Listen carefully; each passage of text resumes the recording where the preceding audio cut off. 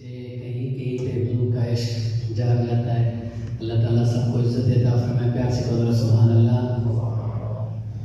قبلہ سادہ محترم خطیب اسلام حضرت علامہ الحاج حافظ صاحب بجور صاحب، یہ آپ کی شفقتیں یقین جانے کہ ہم تو علماء کو دیکھتے رہتے ہیں کہ کب وہ پہنچیں گے. ان کی مصروفیات، ان کے معاملات، اللہ ان پہ اپنی رحمت کرم نازل فرمائے. آپ وقت چونکہ بہت کم ہے، قبلہ نے آگے تشریف لے کے جانا ہے، تو میں بلا کسی بات کیے آپ کو دعوت خطاب دینے چاہ رہا ہوں. پیار سے کہو سبحان اللہ. اس کائنات کی تخلیق کا آقا تو سبب ہے، اس کائنات کی تخلیق کا آقا تو سبب ہے. اسلام کا مفہوم تیرے در کا ادب ہے، اور طٰہٰ سے آیا تیری سیرت کا قصیدہ. آقا یا رسول اللہ، طٰہٰ سے آیا تیری سیرت کا قصیدہ. ارے قرآن یاسین تیرا نام لقب ہے، اور والفجر کا مطلب آقا تیرے چہرے کی تلاوت. والفجر کا مطلب یا رسول اللہ، یا حبیب اللہ، والفجر کا مطلب آقا تیرے چہرے کی تلاوت.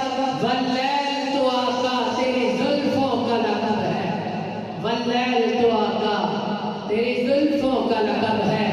اب آئیے انہی محبتوں کے درمیان دعوت خطاب دے رہا ہوں مجاہد سنت سفیر مسلک رضا حضرت علامہ الحاج حافظ صاحب رجون صاحب نقشبندی.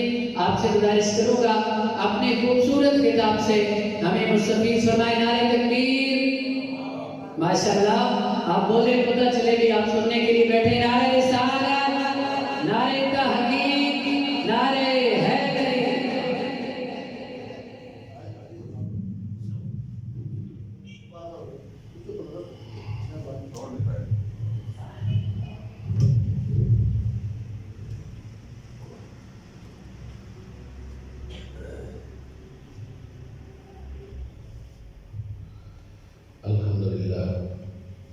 الحمدللہ وکفا والصلاة والسلام علی عبادہ الذین اصطفیٰ.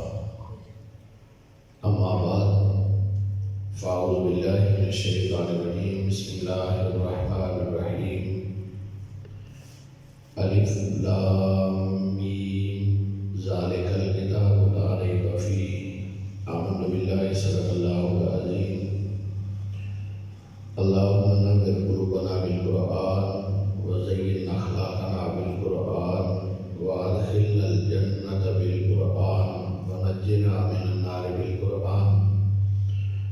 ثم قال اللہ تبارک و تعالی فی شان حبیبہ مخبرا وآمرا ان اللہ وملائکتہ یصلون علی النبی یا ایھا الذین آمنوا صلوا علیہ وسلموا تسلیما. درود پاک بآواز بلند حضور سرور کونین صلی اللہ علیہ وسلم پیش کیجیے. بڑی اللہم صلی علی سیدنا محمد وعلی آل سیدنا ومولانا محمد وبارک وسلم. صلاۃ و سلام علیک سیدی یا رسول اللہ وعلی آلک واصحابک یا سیدی یا حبیب اللہ. الصلاۃ والسلام علیک یا رحمۃ للعالمین وعلی آلک واصحابک یا محبوب رب العالمین. اللہ دے کلاماں دے وچوں قرآن دا رتبہ وکھرا ہے. اللہ دے کلاماں دے وچوں قرآن دا رتبہ وکھرا ہے.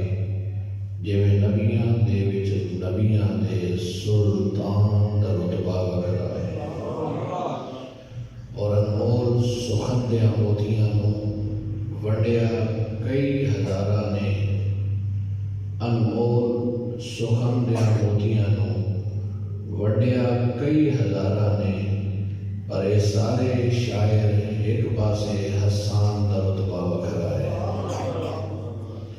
اور یہ قرآن ذکر آقا کا جو عنوان نظر آتا ہے، ذکر آقا کا جو عنوان نظر آتا ہے، مجھ کو ہر لفظ میں قرآن نظر آتا ہے.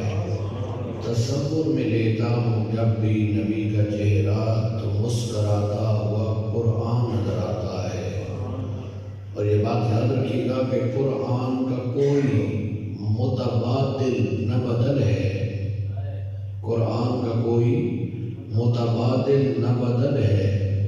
قرآن ہر عقدے دشوار کا حل ہے۔ قرآن مقدس بھی، مطہر بھی، مبین بھی، قرآن کے حفاظ میں جبریل امین بھی۔ قرآن مقدس بھی، مطہر بھی، مبین بھی، قرآن کے حفاظ میں جبریل امین بھی۔ عزت و احترام کے لائق سب احترام بزرگوں، نوجوان ساتھیوں، عزیز بچوں، السلام علیکم ورحمۃ اللہ وبرکاتہ۔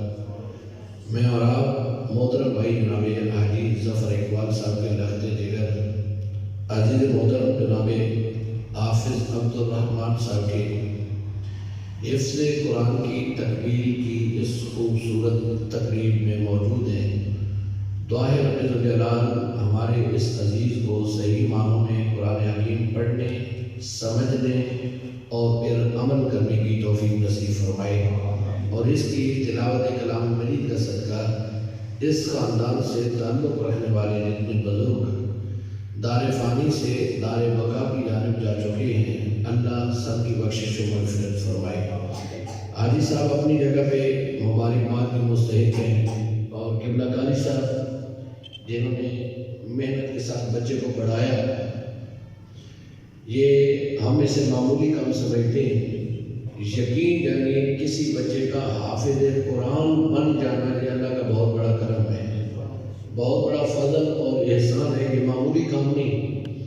یہ اتنا بڑا کام ہے کہ بندہ دنیاوی حوالہ سے 16، 17، 18 سال اسکول، کالج، یونیورسٹی میں لگانے کے بعد ڈگری لے گا، تب بھی وہ پروٹوکول نہیں بنے گا جو حافظ قرآن کو میرا اللہ پہلے دن نصیب فرماتا ہے۔ پہلا دن، ابھی قرآن پڑھا کوئی نہیں، پڑھنے والے مراحل آگے آئیں گے۔ اب پہلا دن ہے، باپ نے فیصلہ کر لیا کہ بچہ حافظ نہ نہیں، گھر سے لے کے چلا، پہلا قدم ابھی زمین پہ ٹکایا نہیں، عرشوں کا رب فرماتا ہے کہ میرے فرشتوں اس کا پاؤں زمین پہ ٹکنے نہ پائے، پہلے تم پر بچھا دو پہلے۔ اور اس انداز میں بڑے ماشاءاللہ تدبیر تشریف فرمائے۔ مجھے بتائیے کسی اسکول، کالج، یونیورسٹی کے اندر چلے جائیں، بالکل چند صفحوں میں مشتمل کوئی کتاب اٹھا لیں اور کسی بچے کو سنائیں کہ ذرا آغاز سے لو انجام تک یہ سناؤ، 2 لائنیں پڑھے گا، 4 آتی ہوں گی، ایک آدھ سمریوں سے یاد ہوگی، لیکن آگے جا کے رک جائے گا کہ نہیں، اس سے آگے مجھے کچھ نہیں آتا۔ یارو یہ قرآن کا اعجاز نہیں کہ بچے کو کہو کہ بیٹا پڑھ قرآن، بچہ الحمد کیا سے قرآن شروع کرے، ورنہ اس کی سین کا قرآن ختم کر۔ تو یہ اللہ تعالیٰ کا اتنا بڑا کرم، فضل اور احسان ہے، جس میں جتنا شکر ادا کیا جائے۔ حضرت عمر فاروق رضی اللہ تعالیٰ عنہ، آپ نے جب سورہ بقرہ شریف، آپ نے سورہ بقرہ 2.5 پارے بنتے ہیں، جب وہ حفظ فرمائی نا، اتنے خوش تھے کہ آپ نے اس دن 40 سور ذبح فرمائے۔ سورہ بقرہ حضرت سیدنا عمر فاروق نے جب یاد فرمائی، اور کل ایک ادارے کے اندر بیٹھے تھے، حاجی ظفر صاحب جتنی عمر ہوگی، ابھی وہ دوست کہیں ایئر فورس سے ریٹائر ہو کے آئے، تو مجھے قاری صاحب نے بتایا کہ صابر صاحب جب یہ ریٹائر ہو کے آئے ہیں نا، تو انہوں نے قرآن حفظ کرنا شروع کر دیا ہے، اور روزانہ آگے۔ اور میں نے پھر پوچھا، حضرت سے بڑھیال سے ان کا تعلق تھا، وہ محترم جو پڑھ رہے ہیں، تو میں نے پوچھا بھائی روزانہ آتے جاتے ہیں؟ کہنے لگا نہیں صابر صاحب، میں نے طالب علموں والی زندگی گزارنی شروع کر دی ہے، گھر چھوڑ دیا، قرآن پڑھنے مدرسے میں آ گیا۔ اور میں نے اسے وہاں پہ روک کے یہ جملہ کہا، میں نے کہا مبارک ہو آپ کو کہ آپ سنت صحابہ پہ عمل کر رہے ہیں۔ یہ تو آج کے دور کی بات ہے کہ بچے چھوٹی عمروں میں جو ہے وہ تلاوت قرآن کرتے ہیں۔ جب قرآن نازل ہوا، کسی صحابی کی عمر 50 سال، کسی کی 60 سال، کسی کی 40 سال، کسی کی 30 سال۔ ارے اتنی عمروں کے اندر اگر انہوں نے قرآن حفظ کیا ہے تو آج یہ ماں بھی پریشان نہ ہو۔ صحابہ جتنے حافظ بنے ہیں نا، وہ بچپنے کے اندر نہیں بنے، بلکہ وہ دوست وقت جو ہے وہ ان کی جوانیاں تھی۔ جب قرآن نازل ہو رہا تھا تو اللہ نے انہیں 30، 40، 50 سال کی عمر میں اگر حفظ کی دولت نصیب فرمائی ہے، آج ہمارے بزرگ بھی اگر اس جانب متوجہ ہو تو یہ یقیناً مالک پھر کرم فرما دے گا۔ محبت سے کہہ دیجیے سبحان اللہ۔ تو آج الحمدللہ کیونکہ خوشی کا دن ہے اور یہ خوشی حاجی ظفر صاحب کے چہرے سے یہاں نظر آتی ہے، ہمارے عزیز عبد الرحمان کے چہرے سے یہاں نظر آتی ہے۔ آج یہ پوری محفل کا دولہ سب کی نگاہ اس بچے کی جانب ہے، حالانکہ پہلے عام تھا کوئی اتنا اس کی جانب توجہ نہیں کرتا ہوگا، لیکن یقیناً آج محفل ختم ہوگی نا، ہر بابا بھی سینے سے لگائے گا، کوئی ماتھا چومے گا، کوئی ہاتھ چومے گا۔ تو میں عرض کروں گا بابا جی وہی بچہ روزانہ ادھر کھیلتا کودتا تھا انہی گلیوں میں، آج اتنا پروٹوکول کیوں، آج اتنی عزتیں کیوں؟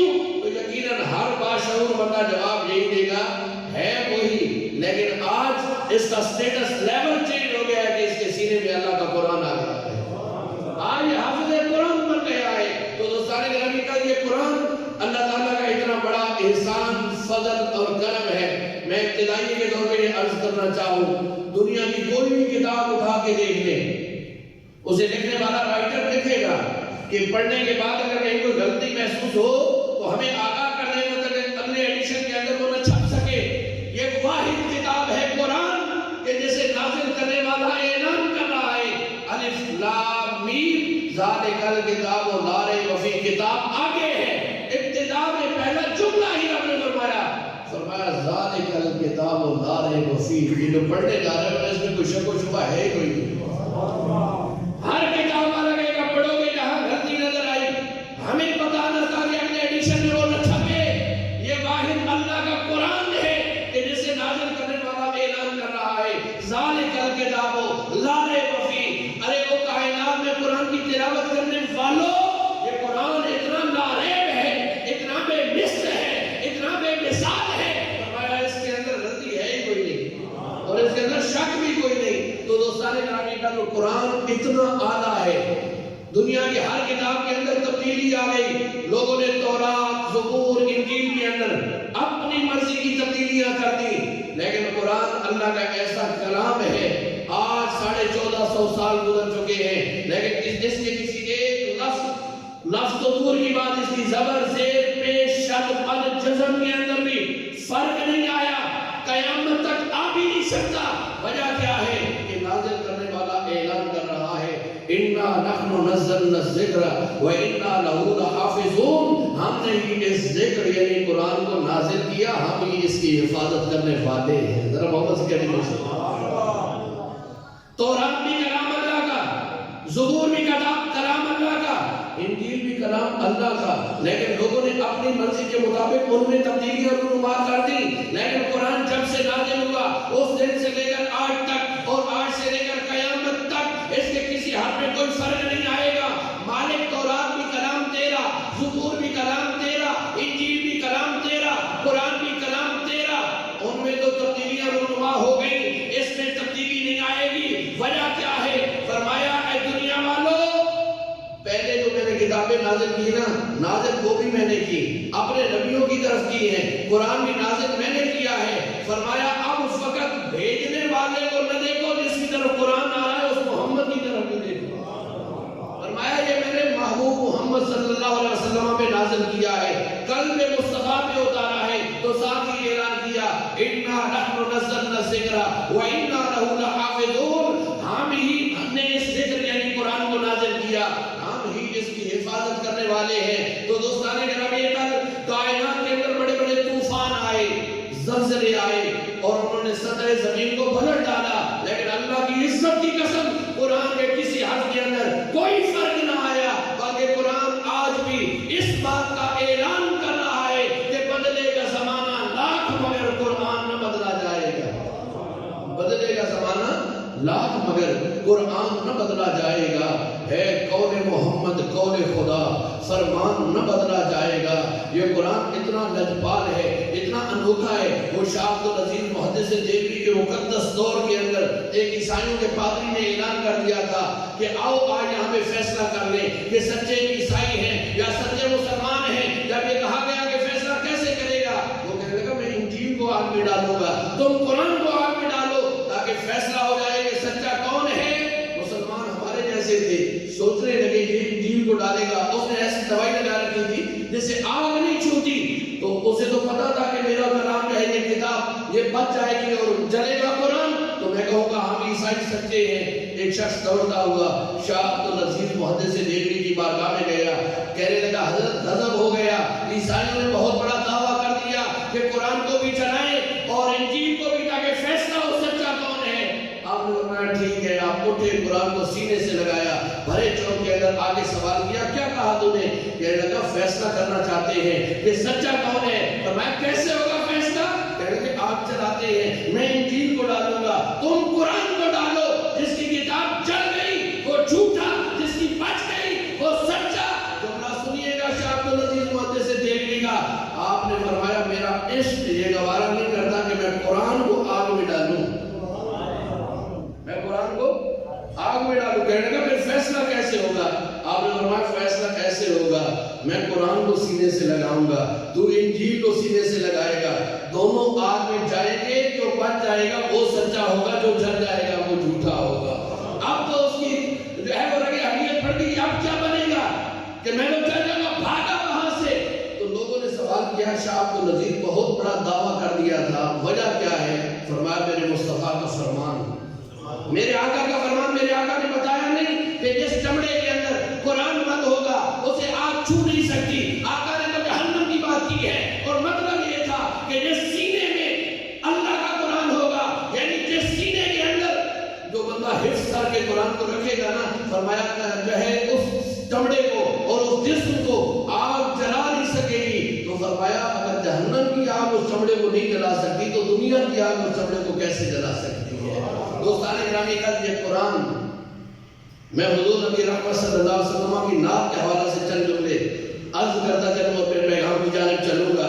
قرآن کو ذرا اس تاکید سے دیکھیے گا کہ قد جاءکم من اللہ نور و کتاب مبین، تاکید آیا اللہ کی طرف سے ایک نور اور ایک روشن کتاب۔ نور سے مراد حضور کی ذات اور قرآن سے مراد قرآن مجید۔ کسی محبت والے نے کہا تھا ہے یہ بھی قرآن ہے وہ بھی قرآن ہے، یہ بھی قرآن ہے وہ بھی قرآن، پڑھا اسے بھی آتا ہے پڑھا اسے بھی آتا ہے، لیکن فرمایا فرق اتنا ہے یہ قرآن خاموش ہے، وہ قرآن مکہ کی گلیوں میں بولتا پھرتا ہے، یہ قرآن ساکن ہے، وہ قرآن مدینہ کی گلیوں میں چلتا پھرتا ہے۔ فرمایا ہے یہ بھی قرآن ہے وہ بھی قرآن، پڑھا اسے بھی آتا ہے پڑھا اسے بھی آتا ہے یہ بھی رحمت ہے وہ بھی رحمت، اس میں بھی برکت اس میں بھی برکت، اس میں بھی رحمت اس میں بھی رحمت، اس میں بھی رعنائیاں اس میں بھی رعنائیاں، اس میں بھی جلوے اس میں بھی جلوے۔ فرق ہے تو اتنا، یہ قرآن آنے والا وہ پڑھ کے سنانے والا، اس قرآن کی سطریں کالی، اس قرآن کی زلفیں کالی، اس قرآن کو پڑھنے سے آنسو آتے ہیں، اس قرآن کو پڑھنے سے آنسو تھمتے ہیں، اس قرآن کو پڑھنے سے منزل کا پتہ چلتا ہے، اس قرآن کو پڑھنے سے منزل مل جاتی ہے۔ یارو اس قرآن کو پڑھنے والا قاری قرآن بنتا ہے تو اس قرآن کو پڑھنے والا صحابی رسول بنتا ہے۔ جب تو سیدنا علی المرتضیٰ رضی اللہ تعالیٰ عنہ آپ گھوڑے کی ایک رکاب میں پاؤں رکھتے ہیں اور دوسری رکاب میں پاؤں رکھنے سے پہلے بول اٹھتے ہیں کہ ان کے رخ کے خط و خال کو دل میں سمو لیا، ان کے رخ کے خط و خال کو دل میں سمو لیا، لو آج ہم بھی حافظ قرآن ہو گئے۔ تو دوستان گرامی کل یہ قرآن میرے اللہ کا کلام ہے جو قلب مصطفیٰ کریم صلی اللہ علیہ وسلم پہ نازل ہوا ہے، اور میرے مصطفیٰ یہ اعلان کر کے گئے ہیں، فرمایا میں دو بھاری چیزیں تم میں چھوڑ کے جا رہا ہوں، فرمایا ان کا دامن نہ چھوڑنا۔ ایک بزم کے اندر میرے آقا یہ اعلان کر رہے تھے، فرمایا قرب قیامت کی نشانیاں بیان کر رہے تھے۔ تو حضرت سیدنا علی المرتضیٰ رضی اللہ تعالیٰ عنہ نے عرض کی کہ یا رسول اللہ یا حبیب اللہ، قرب قیامت میں جب بلائیں پھوٹ جائیں گی اور بہت سارے مسائل و آلام آ جائیں گے، بچنے کی صورت کیا ہے؟ فرمایا قرآن سے جڑ جانا بچ جاؤ گے، قرآن میں عمل کرنا شروع کر دو بچ جاؤ گے، اور اگر قرآن سے دامن چھوڑا کے کسی اور کے پیچھے چلنا شروع کر دو گے، فرمایا پھر تباہ و برباد ہو جاؤ گے۔ دوستان گرامی کل یہ قرآن اتنی افضل و اعلیٰ کتاب ہے۔ حضرت امام شافعی رضی اللہ تعالیٰ عنہ آپ فرماتے ہیں میں نے ایک کتاب لکھی، 12 سال کی محنت شاقہ کی، پھر میں نے اپنے ایک شاگرد کو کہا ذرا اس کی میرے سامنے سے پڑھو تلاوت کرو۔ وہ فرماتے ہیں کہ جب اس نے پڑھنا شروع کیا مختلف غلطیاں نکلی، فرمایا ایک بار دوسری بار تیسری بار حتیٰ کہ 36 بار اس کتاب کو پڑھا گیا. جب بھی میں نے سنا ہر بار نئی غلطیاں نکلی کہ یہاں پہ یہ ہونا چاہیے تھا, یہ نہیں یہ ہونا چاہیے تھا. فرمایا آخر میں سوچنے پہ مجبور ہو گیا, شافی تیری کتاب اتنی اعلیٰ نہیں ہو سکتی کہ اس میں غلطی نہ ہو. یہ اعجاز حاصل ہے تو فقط اللہ کے قرآن کو حاصل ہے جس میں کوئی غلطی کی گنجائش نہیں. فرمایا یہ اعجاز, یہ مرتبہ, یہ مقام اگر حاصل ہے تو فقط اللہ کے قرآن کو حاصل ہے. دوستان گرامی, کل آج ضرورت یہ سمجھ کی ہے کہ ہم اپنی نسلوں کو قرآن کی جانب متوجہ کریں. آپ سوچئے گا چند مدرسے ہو گئے شہر میں, لیکن الحمدللہ حافظ قرآن اتنے ہوتے ہیں کہ کوئی مسجد خالی نہیں ہوتی, کوئی مسجد خالی.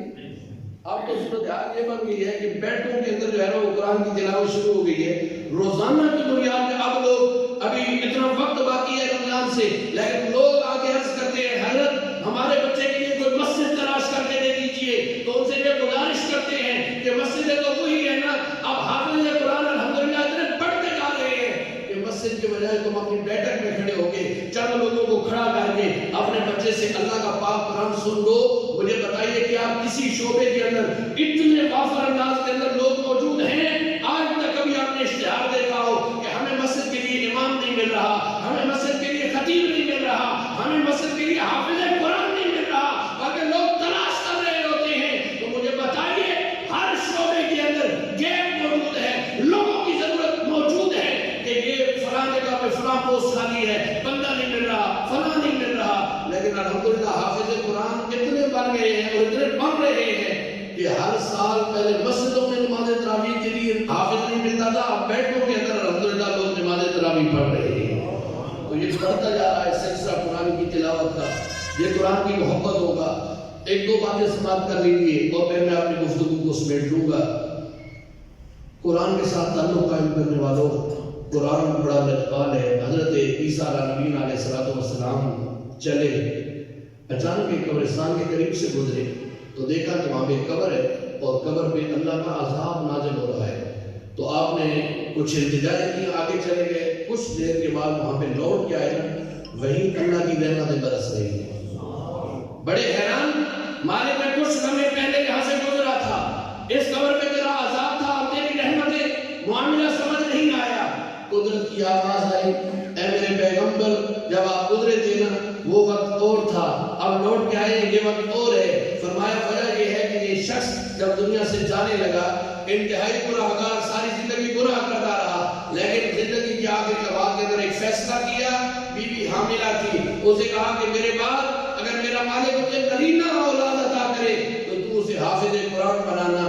آج اس کا بچہ 4 سال کا ہو گیا ہے اور میرے قابل ہو گیا ہے. تو آج پہلی مرتبہ اس کی ماں اسے عالم دین کے پاس لے کے گئی ہے, قرآن پڑھنے کے لیے نہیں, حضرت عیسیٰ کی کتاب پڑھنے کے لیے. آج پہلے دن انہوں نے استاد نے اسے پڑھایا, بیٹا پڑھ بسم اللہ الرحمن, آپ بھی پڑھ لیجیے, پھر پڑھ لیجیے. بسم اللہ الرحمن الرحیم کی 19 حروف ہیں جو ایک بار پڑھتا ہے اس پہ جہنم کے سارے دروازے بند ہو جاتے ہیں. اس کے لیے اللہ جنت کے سارے دروازے کھول دیتا ہے. اور جس کام کے آغاز میں بسم اللہ الرحمن الرحیم کی تلاوت کر لی جائے, اللہ تعالیٰ کی رحمت اور برکت اس کام کے اندر شامل حال ہو جاتی ہے.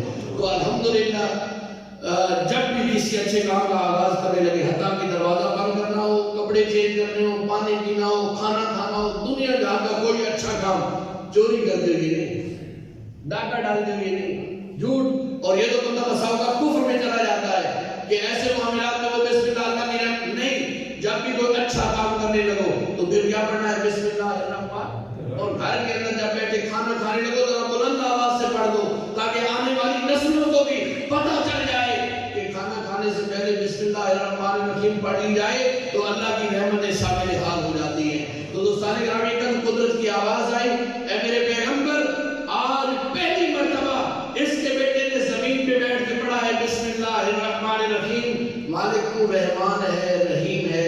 فرمایا میرے پیغمبر مجھے بتاؤ کہ جس کا بیٹا زمین پہ بیٹھ کے مجھے رحمان و رحیم کہے, میں اس کے باپ کو قبر میں عذاب کیسے دوں, میں اس کے باپ کو قبر میں عذاب کیسے دوں. آپ اگر بسم اللہ الرحمن الرحیم کی تلاوت کے سبب سے میرا اللہ اتنا راضی ہوتا ہے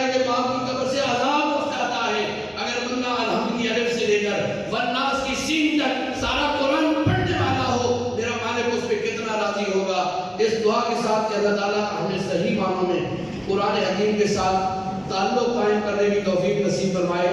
فقط ریشمی غلاف چڑھا کے نہ، یہ طرف بات ہے، اسے سماعت کر لیجیے. ریشمی غلاف چڑھا کے نہ گھر کی الماری میں برکت کے لیے فقط قرآن کو نہیں رکھنا، بلکہ قرآن کی روزانہ کم از کم 2 آیتیں تلاوت کرنی ہے. اور میرے آقا کا فرمان اس میں موجود ہے. میرے آقا نے فرمایا، ایک تو یہ فرمایا کہ اپنے گھروں کو قبرستان نہ بناؤ. گھروں کو قبرستان مطلب یہ کہ قرآن کی تلاوت کیا کرو ان میں. اور دوسری بات حضور نبی رحمت صلی اللہ علیہ وسلم نے فرمایا، کون ہے تم میں جو یہ چاہتا ہے کہ وہ صبح صبح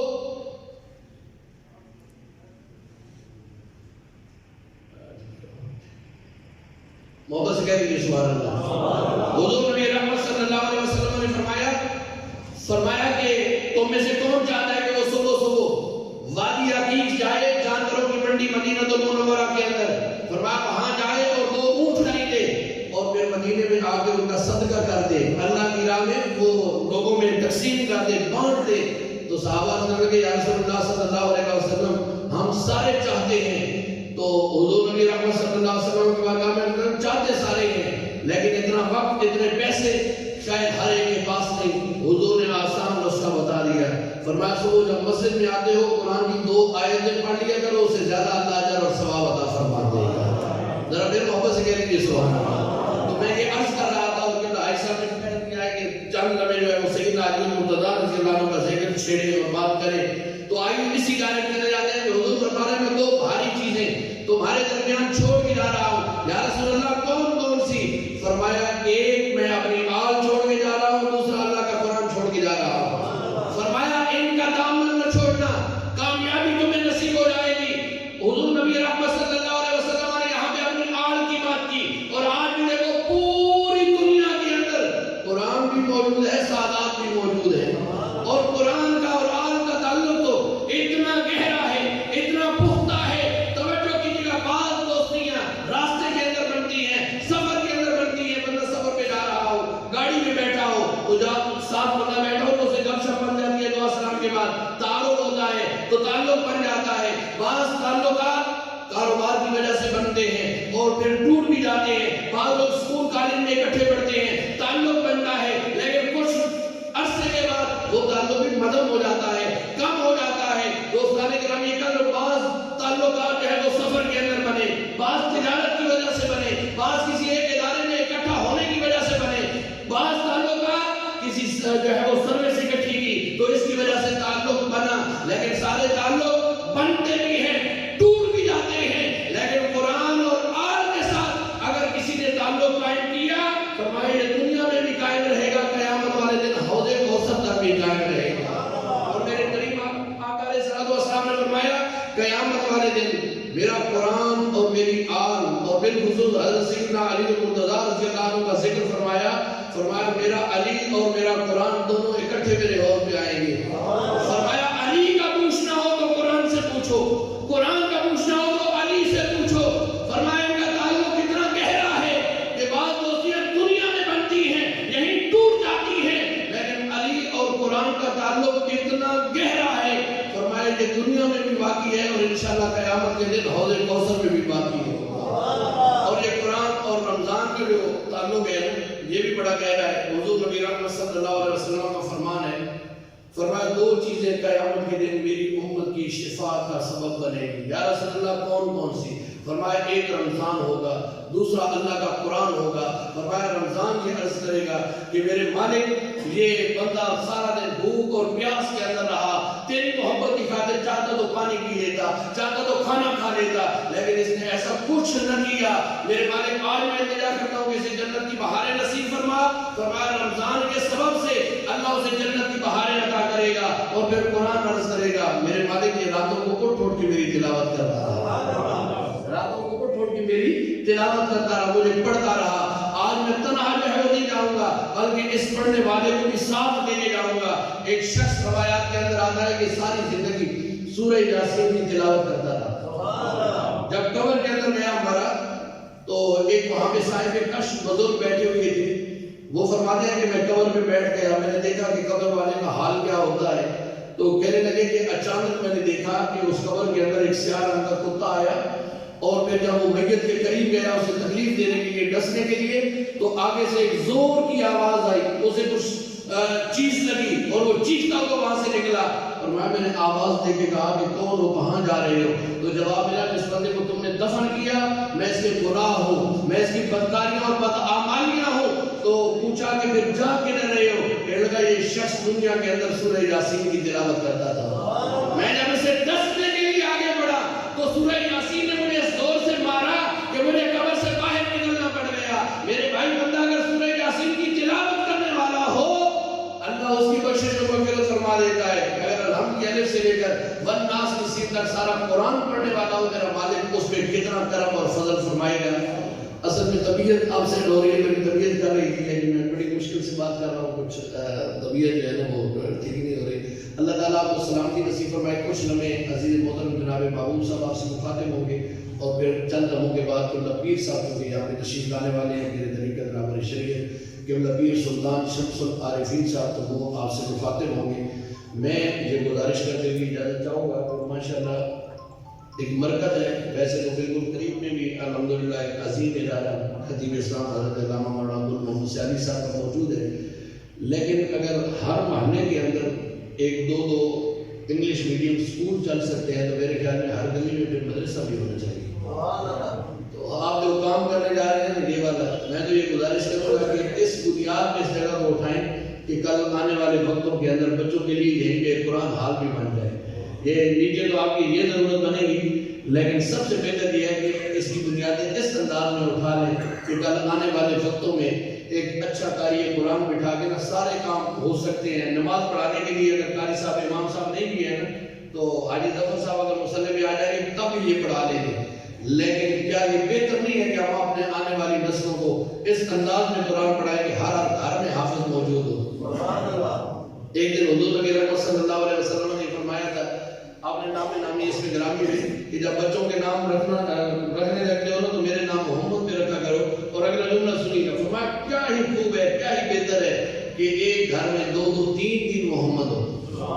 ایک گھر میں دو, عرض کی یا رسول اللہ ایک ایک دو دو تین تین, فرمایا ہاں اس لیے کہ قیامت کے دن جب لوگ جو ہے وہ میدان محشر کے اندر اکٹھے ہوں گے تو رب آواز دے گا محمد کہیے صلی اللہ علیہ وسلم, تو جتنے لوگوں کا نام محمد ہوگا نا وہ اٹھ کے کھڑے ہو جائیں گے. تو رب فرمائے گا میں نے تو اپنے محبوب محمد کو بلایا ہے. تو وہ بندے عرض کریں گے مالک ہمارا بھی نام محمد تھا, ہم نے سمجھا کہ ہم سے تو مخاطب ہے. تو میرا رب فرمائے گا جاؤ میرے محبوب کے نام پہ اٹھو, میں نے تم سب کو جنت کی بہاریں عطا کر دی. تو کیا خوب ہے, حضور فرماتے ہیں کیا خوب ہے کہ گھر میں دو دو تین تین محمد ہو. تو میں آج اس خوبصورت مسجد حسان بن ثابت کے اندر یہ بیٹھا کہہ رہا ہوں کہ کیا خوب ہوگی جہاں ہر محلے میں حافظ قرآن ہو, ہر محلے میں حافظ ہے. اور یہ اگر کوشش کی جائے تو ایسا کوئی مسئلہ نہیں ہے, ایسا نہیں ہو سکتا. الحمدللہ یقیناً ہوگا. ہمارے محترم بھائی حاجی اکرام صاحب نے بھی اپنے بچے کو نام بھی ویسے ایسا ہی رکھا اور کچھ آتے اور طبیعت بھی اس کی بڑی خوبصورت ہے سدیس کی, وہ بھی حافظ قرآن بن رہا ہے اور تلاوت کرنے میں اللہ تعالیٰ نے اسے مہارت دی ہے. سارے لوگ ایک ایک بندہ جو ہے نا گھر سے وہ قرآن کے لیے منتخب کرتے ہیں. قرآن کے لیے اگر یاری ہوگی نا جس قسم کے لوگوں سے ہوتی ہے وہی لوگ جنازے میں بھی شریک ہوتے ہیں. تو جس وقت جنازہ اٹھے گا اگر دانتوں والے سے یاری ہے تو وہی آئیں گے, اور اگر ککڑ لڑانے والوں سے ہوگی تو پھر وہ آئیں گے جنازے میں, اور بیٹا حافظ قرآن ہوگا تو انشاءاللہ علماء اور حفاظ جنازے میں آئیں گے. تو ایک صف کم از کم عالموں کی اور حافظوں کی, ایک عالم کے قبرستان سے گزر جانے کے سبب سے اللہ 40 دن تک جو ہے وہ عذاب نہیں ڈالتا. تو مجھے بتائیے خود بیٹا حافظ قرآن ہوگا اور روزانہ بابا کی قبر پہ جا کے دعا مانگے گا تو کتنی کرم نوازی اور مہربانی ہوگی. تو یقیناً آپ لوگ کوشش کریں گے تو انشاءاللہ مسجد کا ماحول بنے گا. اللہ تعالیٰ مجھے آپ سب کو عمل کی توفیق نصیب فرمائے. اور اپنے خصوص حاجی ظفر صاحب کے اس بیٹے عبدالرحمان کو اللہ تعالیٰ اچھا حافظ قرآن بنائے اور اچھا دین کا عالم بھی بنائے.